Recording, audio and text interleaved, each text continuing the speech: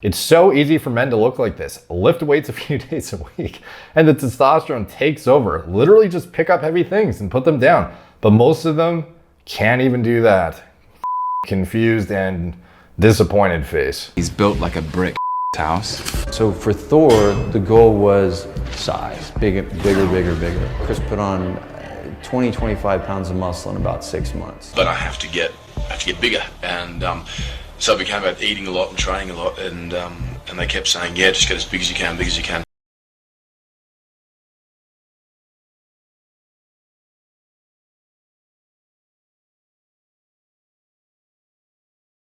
What's up guys, Derek, moreplates.com. Today we're going to be talking about the truth behind female opinion. Do they actually prefer a normal, athletic, dad bod looking individual? Or are they more, biologically wired to, respond well to individuals who look like Chris Hemsworth? So this was an interesting subreddit thread that blew up that got, I guess I was tagged in it a bunch of times. I'm still not really familiar with how Reddit works, to be honest, but it was brought up in our subreddit, and this is the original thread, which is stemming from another thread on females giving their impression on Chris Hemsworth. So the emoji, this is literally so baffled and confused that I am literally about to have a seizure, is the emoji, if you didn't know. And this is the comment. This is Hemsworth peaked in Ragnarok, as far as I know. It's so easy for men to look like this. Lift weights a few days a week and the testosterone takes over. Literally just pick up heavy things and put them down. But most of them can't even do that. Fucking confused and disappointed face. Like, why the fuck can't guys just go in the gym and lift weights a few times? Like, it's that easy. And you look like this. Like, we have such little options as women because you lazy motherfuckers don't want to go in the gym to put in the work like Hemsworth. So obviously this thread gets a lot of traction, 20.4K something, and 94% upvoted.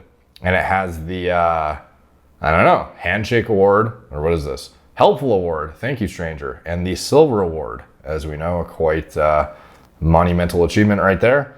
So let's see, I've actually heard him say he's turned down roles and tries to avoid ones where he has to have a six pack and a V cut because it's too much work and he can't eat any carbs at all and gets tired of chicken breast nonstop.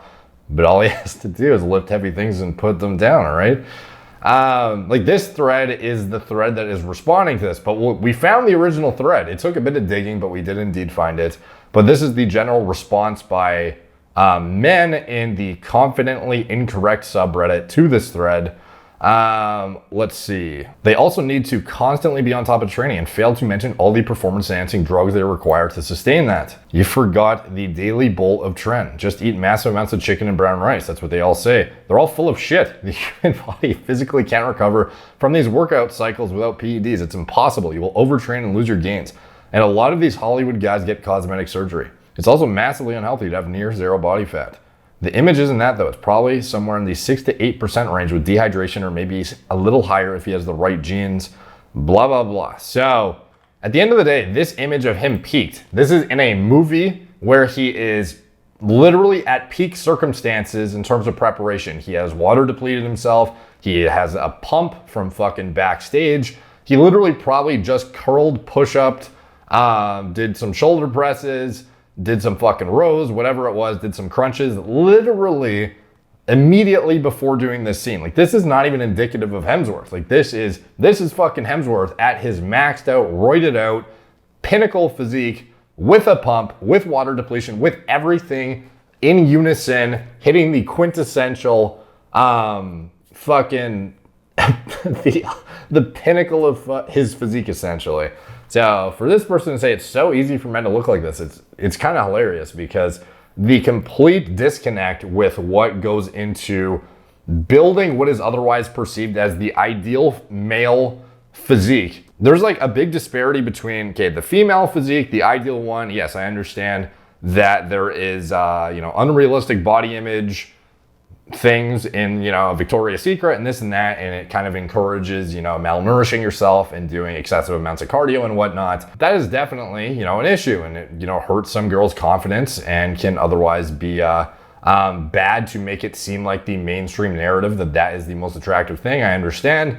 However, obviously the answer to that is not putting morbidly obese chicks in like fitness apparel and asserting that being morbidly obese is healthy, which is what some companies that literally don't care about how volatile their marketing comes across do just to get a reaction out of people, even though I'm sure they don't actually believe that being morbidly obese is healthy. But anyways, the male perspective, often not discussed. When in reality, when you see things like, G.I. Joe, some of the original superheroes, a lot of these characters were designed off of guys that looked larger than life and had physiques that are otherwise impossible to achieve, even on excessive, exorbitant dosages of anabolic steroids and perfect genetics. This is literally the result in a lot of cases of actual superheroes, action figures, etc. that you find in the comics. Even the actors can't fucking replicate what the superheroes are supposed to look like in the comics. Like, the Batman portrayals, they like fucking have these muscle suits essentially to make them look more jacked when they are not even close to what they otherwise should look like to be representative of the comics.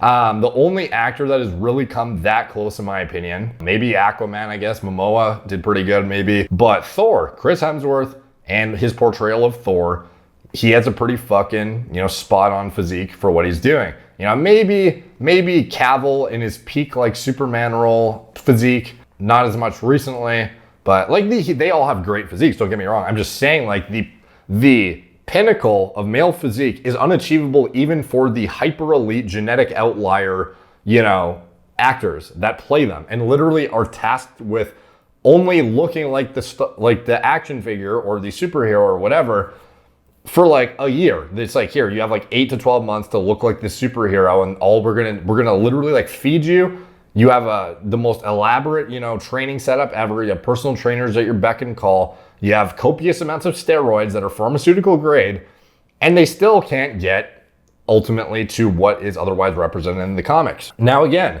fortunately, you don't actually need to look like this to get girls or to be attractive to women, but this kind of a physique by Hemsworth, like, I think unanimously we would all assume this is a more desired physique than a dad bod or even like maybe your standard athletic build. Like, this is pretty fucking uber masculine, and I would say like an overall, like, the package, you know what I mean? Like the full package of fucking, I don't know, like social status, fucking, good looks, cranked out of your fucking tree.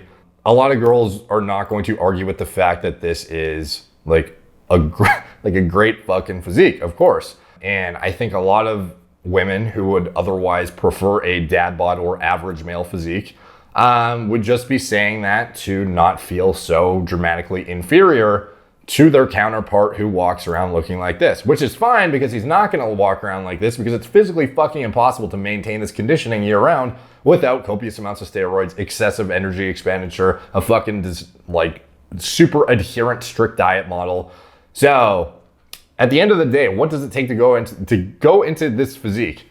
Well, we've seen Chris Hemsworth blow up multiple times when he used to look like this. This was him in Home and Away back in 2004 to 2007. And again, it's not like the guy doesn't have good genetics. He has excellent genetics, but when he is not, training for size and otherwise implementing the pharmacology required to look that way, he looks like this.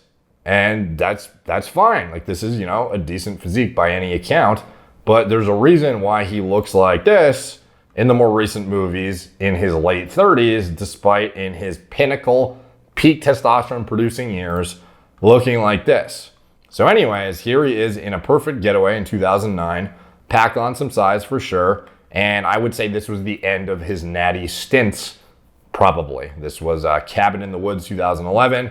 And from here on, he blows up and turns into this fucking specimen of a human in his late 20s, simply by implementing, a fair bit of pharmacology probably.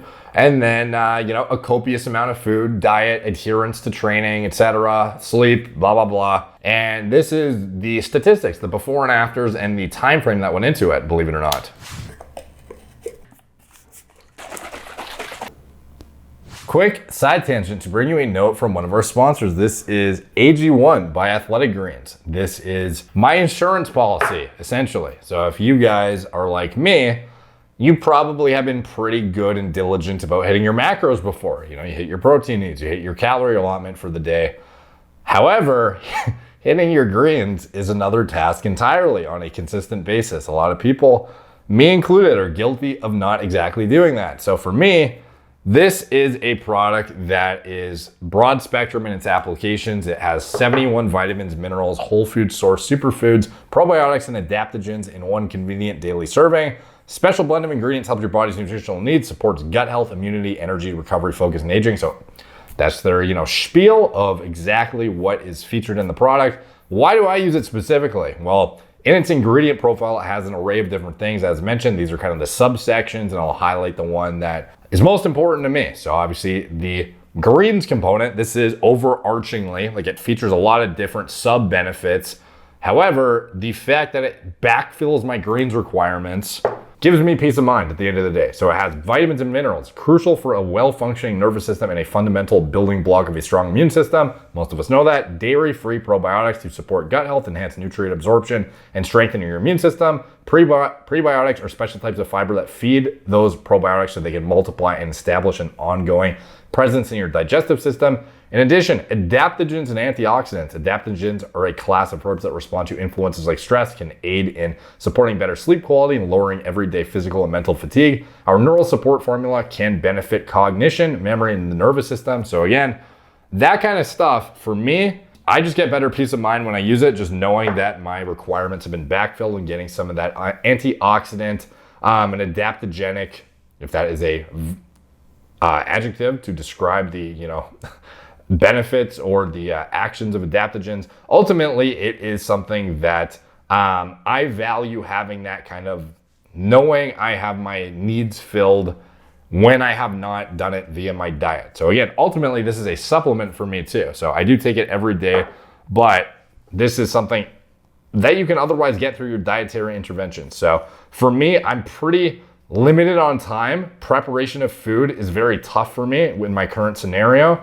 As you guys know, I've talked about many times on this channel, time is a resource that I value highly, to a point where if I can just put powder in a thing of water and drink it over top of, I don't have zero greens, but the preparation process of like washing stuff, cutting it up, getting it all ready, this is something you could otherwise get through your diet, and I highly encourage you to do so. But otherwise, if you're in a similar boat to me where you otherwise want that insurance policy in a time-efficient manner, that's where this comes in, and that's where it is very, very good in my opinion. It's pretty broad spectrum in its applications, and it's actually tastes good. So continuing with the benefits, superfood complex. Antioxidants are known to counteract the impact of free radicals, which are highly unstable molecules that can cause cell damage within your body.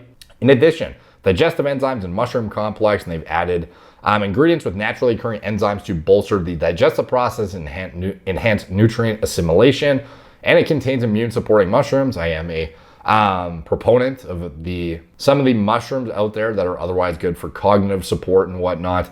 But ultimately, at the end of the day, this is a not bad tasting greens powder. For me, this is something that I actually look forward to on a daily basis. It definitely gives me, in addition to the fact that it backfills my requirements, it definitely gives me a bit of I would speculate, a placebo like boost and kind of like well-being too, just knowing that I am having a healthy, practice in there, rather than some days hitting my greens needs and a lot of days being like really, really not on the ball with hitting them. So for me, that's where the stuff fills the gap for me, and I feel really good about having it in my diet and knowing, regardless if it's a supplement, it is kind of checking those boxes for me, and that's ultimately why I value it. This company is clearly committed to staying on top of the literature, which ultimately made me more confident in my decision to use them, as well as the other individuals who use this product for a long-term basis that also promote it on their social media and whatnot, which made me more confident in me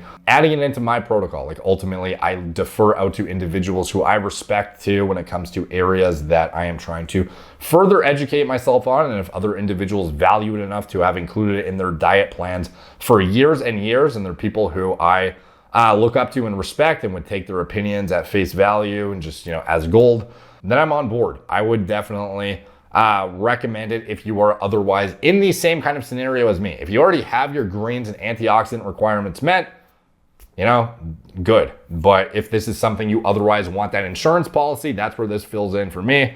And it tastes good, doesn't taste like dirt, which is otherwise a great benefit for something like this that you might otherwise speculate might taste like ass, which it does not. In addition to that, this comes with 5 free travel packs when you sign up for a subscription, as well as a year's supply of vitamin D.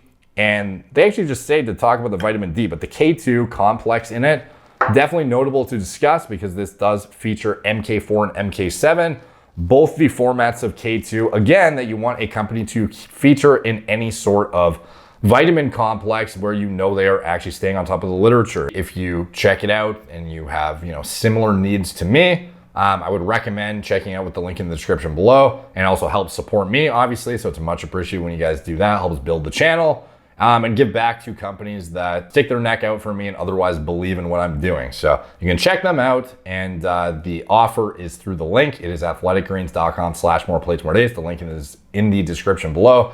You will get the free 5 travel packs with your year supply of K2 and D3, with the MK7, MK4 complex I mentioned, with your subscription of Athletic Greens. And yeah, that is it. Back to our regularly scheduled programming. He's built like a brick shithouse. So for Thor, the goal was size, bigger, bigger. Chris put on 20, 25 pounds of muscle in about 6 months. But I have to. 25 pounds of muscle in about 6 months. But I have to get bigger, and so I became about eating a lot and training a lot, and they kept saying, yeah, just get as big as you can, big as you can.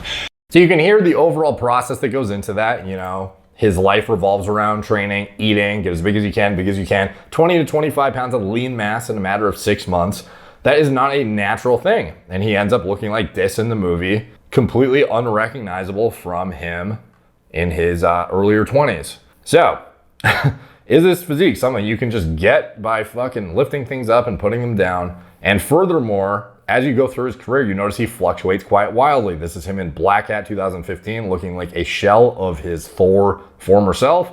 Then all of a sudden, back for Age of Ultron within short order, boom, fucking saucy as hell, my friend.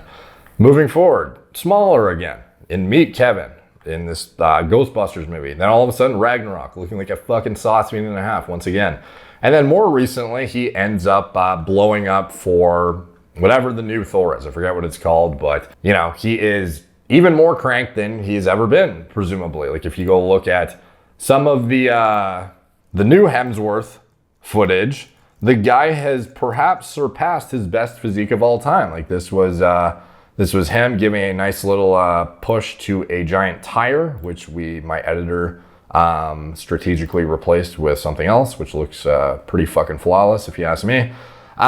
Here he is at the on a shoot on one of the last days, I think, of the new movie, looking like an absolute fucking trend fiend and a half. And yeah, like, is this realistic? Like, can you sustain this? He can't even sustain this. So how could a fucking normal human sustain this? This was the original thread, presumably, that we dug up. Why is popular culture trying to convince us that a dad bod is more attractive than this? No shade at people who like that, just saying it seems like a way to shift women's standards of physical attractiveness, something they would never do to men's. And the fucking thread, you know, has over almost 200 comments. This is the only type of man I'll break my celibacy for. I'm hot and sweet. He should be too, period. Yes, simple as that. Men feel entitled to women with perfectly sculpted, flawless bodies and then expect us to settle for dad bods. Puke face. No, crying, laughing face. I've only dated one overweight guy. For context, I'm 5'2", and 119 and 125. Guess who grabbed whose tummy skin? And then guess who needed a bra worse than the other? Oh, and he had a smaller dick. Length was meh. Girth was not doing it at all. Also didn't kiss my beautiful flower. Never again. I figured he'd be nicer to me. He was far more mean than the others, who include a full ride scholarship athlete from Berkeley. Never give men like him a chance thinking they'd be nice. They are usually the worst. Yep, because they're bitter and angry because they know they're not attractive, literally bulging with negative energy. I would lick this guy's abs and pecs like a fucking popsicle. Dad bod, I would just turn around and walk away. A man like that just isn't even going to have the stamina to fuck you right. He's just going to sweat on top of you for 4 minutes until he orgasms. You know, it's funny because I would actually bet that his stamina is probably far worse in this movie than it is when he's like fucking 30 pounds lighter. Now, again, it's not like he doesn't look sick when he's 30 pounds lighter. He's like one of the most, you know, top tier fucking attractive, you know, A-list celebrities in the game, bro. But the fact remains is this is not an achievable look.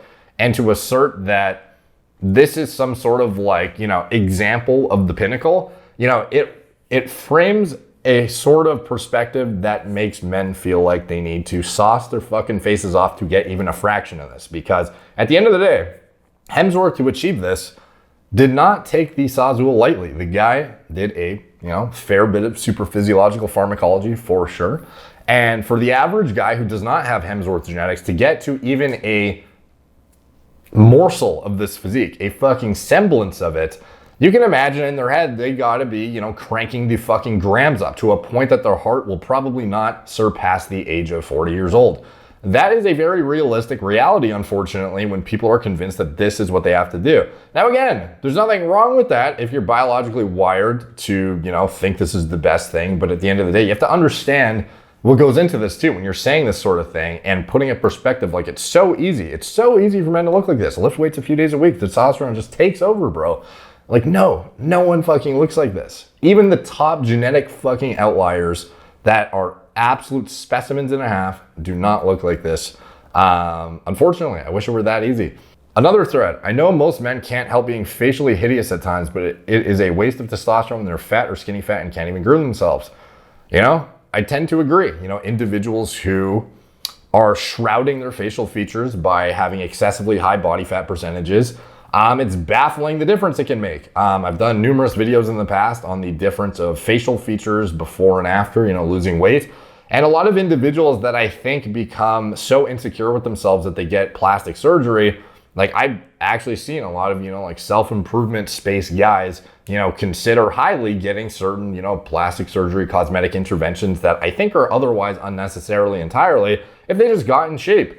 And you do not need a bunch of steroids and shit to lose fat, fortunately. So actually getting your facial features out, definitely a highly recommended thing, and is reinforced in this, what is this, female dating strategy subreddit with 236,000, queens leveling up 824 online. So men literally evolved to hunt and labor, and it's men's natural state to have low body fat and look toned. Women can have body fat with being sedentary because their bodies are meant to hold on to fat. Meanwhile, skinny fat men are just hideous and unaesthetic. See, I don't even ask for 99% of men to look like Chris Hemsworth because most can't physically. Okay, now we got some reasonable fucking, you know, perspective here. But they can at least try to be physically fit, shower daily, and groom themselves. Yes, they can. It seems like men don't even have to put any effort whatsoever for this. Their lives need to be in perpetual danger for them to act right and teach their true potential. For me, these are the most reasonable and human standards for men on a physical level. Interesting. Men who whine about girls only want guys who look like Thor are usually the ones who are allergic to the gym and have greasy pizza boxes on their floor. Guys who actually take care of themselves don't really have the time to wallow in self-pity and blame their beer belly on women. All of my childhood friends have boyfriends and not one of them are in shape. So clearly these schlubby guys still have no problem getting girlfriends. Interesting. In one of the previous two posts, two users commented about this mentality that men have. A lot of guys can't seem to accept that it doesn't have to be all or nothing. If you're building a muscle to be more attractive, there's a point where they will get diminishing returns for their efforts. Chris Hemsworth is hot, but so is Tom Hiddleston. Most men could get Tom's physique. Fair statement. Extra Gouda replied, problem is that men do not think that Tom is muscular when he is. They think they need to look like Chris, then they moan about how women have unrealistic expectations. Wow, this is like a fucking exact antithesis to what we were saying earlier. Heck, you could look like Zach Braff and still be healthy, but instead of thinking, I just need to lose 20 pounds and exercise to get a secure job, they think, I need to be a beast and drive a Tesla and be the CEO, or else women will think I'm a loser. It's kind of funny how like they chose the Tesla as the pinnacle exotic vehicle of choice. It's actually men and their toxic bulls that make other men feel like losers. So instead, they give up and join the cult of who could care less, and they marry women with low standards and resent them because they really want more from life. Your standards for at least be in reasonable shape are fine. You may have said it in a very direct way, but I understand your frustration. Men have let themselves go. I look through dating apps and it's frightening. Men think potato is a reasonable shape.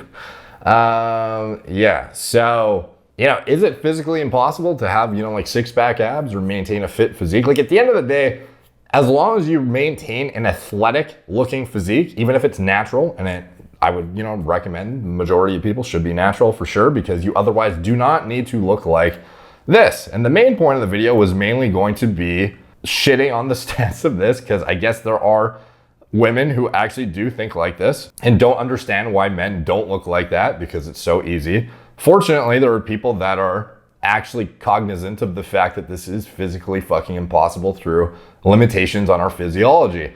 Our ball sack simply cannot produce that much testosterone to look like Chris Hemsworth.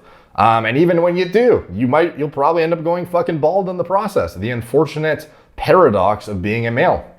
So anyways, what is the takeaway at the end of the day? It is that the competition is pretty fucking low, dude. Like, there are not a lot of men who actually adhere to a strict diet and workout routine above and beyond, the New Year's resolutioners who end up there for like a month and then fucking fall off the bandwagon or whatever. There are not very many people that are within striking distance of 10% body fat, are following a proper circadian rhythm, are doing things to maximize their self-improvement efforts and optimize themselves in different facets, even grooming themselves adequately, dressing well, not smelling like shit. Like, there's a lot of things that are like low-hanging fruit that a lot of people definitely overlook. And like, if Tom Hiddleston is the benchmark, dude, then that is definitely a reasonable thing to achieve, I think, for most people. Like, here he is looking, I don't know, he's like, this is him peaked for sure, because he definitely looks a bit more skinny fat in some of his other stuff. And by our standards in the fitness community, we'd see Hiddleston and be like, wow, buddy, like, you are oh shit, I guess I did a video on him, totally forgot. Oh yeah, he actually auditioned to play Thor, believe it or not, and he claims he gained 20 pounds of muscle in 6 weeks. Pretty interesting video. But anyways, yeah, this is like pretty fucking reasonable. Like, trying to look like, a bit of a, I don't know, like a fucking Tom Holland potentially, or a Hiddleston.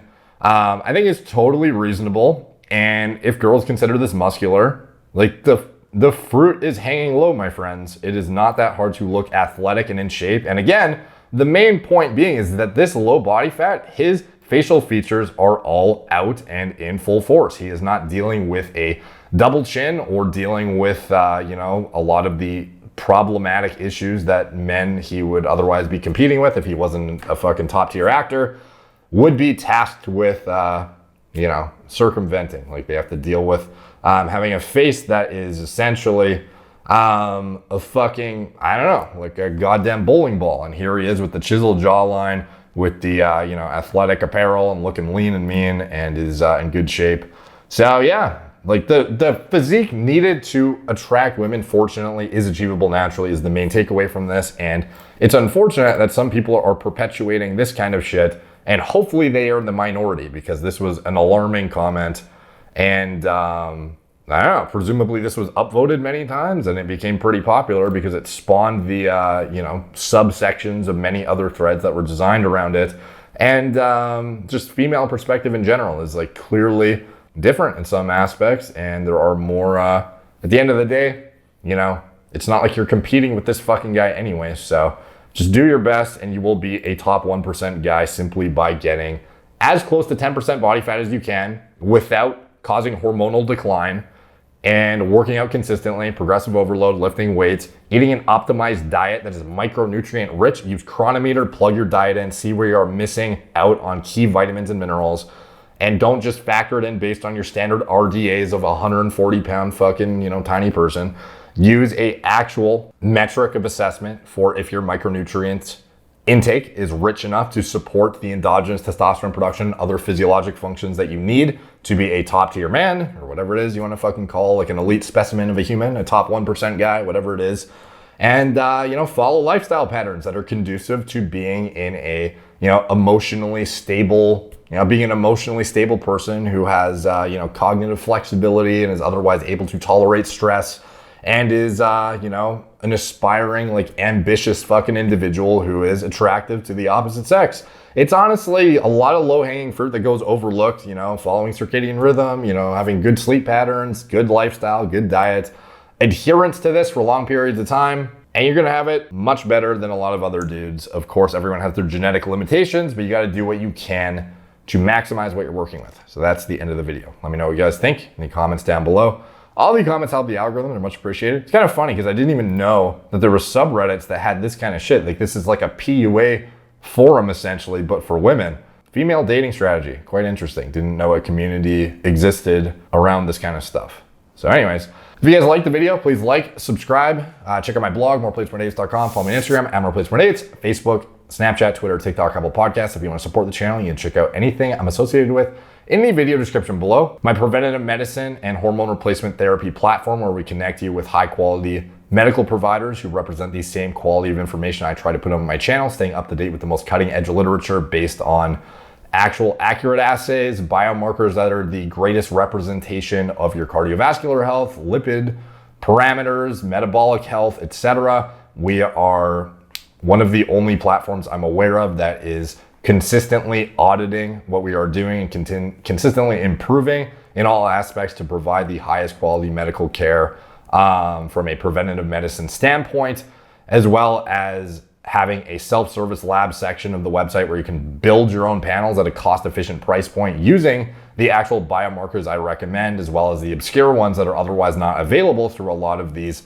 lab service platforms, like things like LP(a), cardiovascular disease risk, alpha-fetoprotein, liver cancer, etc.